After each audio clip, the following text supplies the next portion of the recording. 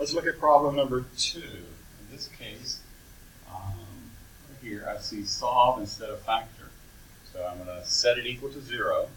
Factoring will be the method I use to solve this. So if I rewrite it where everything is equal to 0, that's x cubed minus 7x squared minus 9x plus 64 equals 0. I have 4 terms. The only method we have for factoring with 4 terms is factor by grouping.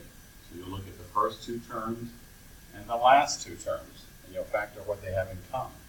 So if I look at the first 2 terms, it looks like they share an x squared. So if I factor x squared out, I will be left with x minus 7.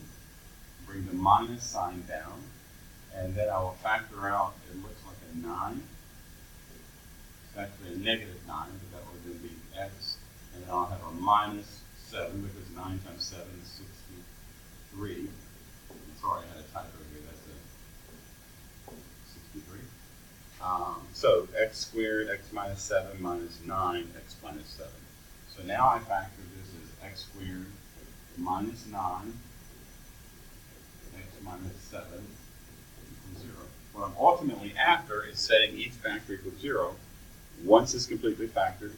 But you look at this and you should see it's not completely factored, because that's the difference of 2 squares. So for completely factored will be x minus 3, x plus 3, and then x minus 7. So now you set each factor equal to 0 to find your solution. When x minus 3 equals 0, that means that x equals 3.